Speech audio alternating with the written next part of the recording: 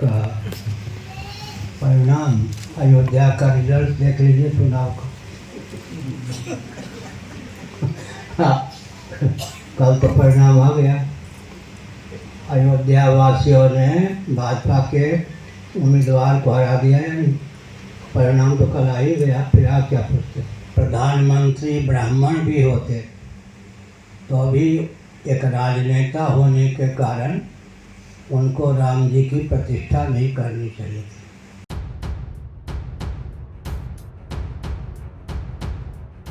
का परिणाम, अयोध्या का रिजल्ट देख लीजिए चुनाव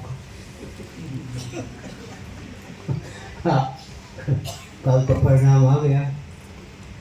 अयोध्या वासियों ने भाजपा के उम्मीदवार को हरा दिया है। परिणाम तो कल आ ही गया, फिर आप क्या पूछते।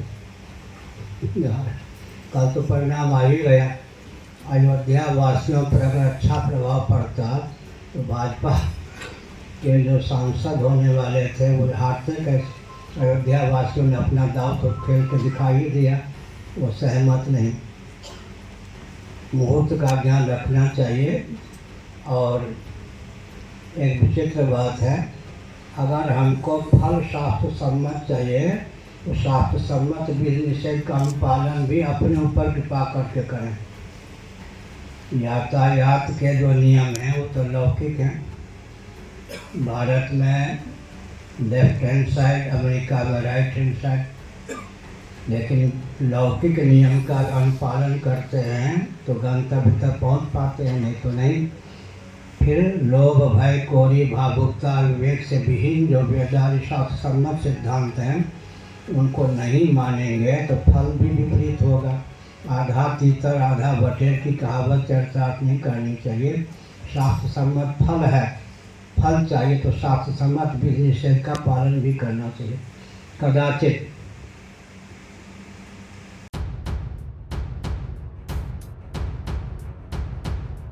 प्रधानमंत्री ब्राह्मण भी होते तो भी एक राजनेता होने के कारण उनको राम जी की प्रतिष्ठा नहीं करनी चाहिए थी। समझ लो।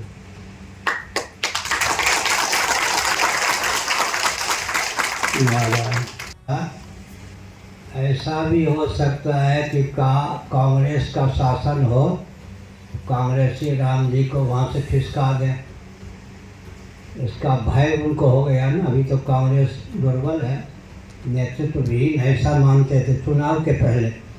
इसका अर्थ है कि प्रधानमंत्री जी का हृदय कोसने लगा, एक राजनेता होने के कारण मुझको यह नहीं करना चाहिए था। उन्होंने कहा ना, कांग्रेसी खिसका भी सकते हैं राम जी को, झोपड़ी में रख सकते हैं, फसाद भी कर सकते हैं। यह कहने की आवश्यकता क्यों हुई?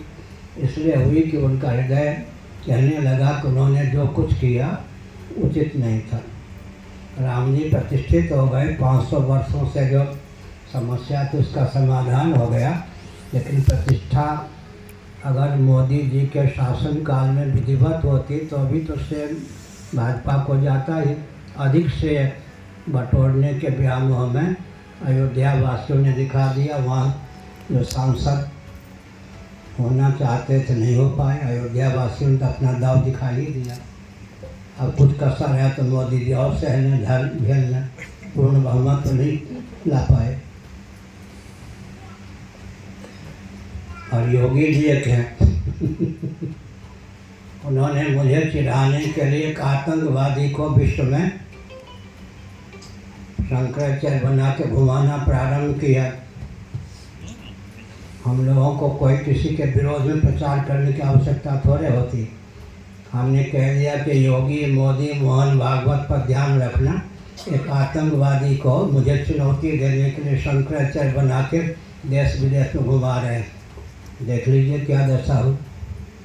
और कुछ करना हो तो भीड़ के देख लें।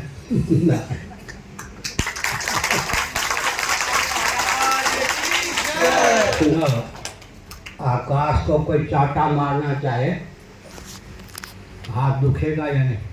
या हिमालय को कोई मुष्टिका का प्रहार करे तो हिमालय का क्या बिगड़ेगा? आकाश पर कोई फूके तो आकाश का क्या बिगड़ेगा? हम लोग वहाँ रहते हैं जहाँ किसी की दाल नहीं भर सकती। किसी के कूटनीति की चाल नहीं सकती। 1 करोड़ मोदी योगी या नरसिंह राव भी आ जाए, नीचा नहीं दिखा सकते। तो बंगाल है। ज्योतिर्वसु हमसे टकराए कहाँ गए, लालू यादव हमसे टकराए कहाँ गए, और कौन से नरसिंह राव हमसे टकराए कहाँ गए, और एक कौन से मुलायम सिंह हमसे टकराए कहाँ गए। अब मोदी जी टकराने का प्रयास न करें।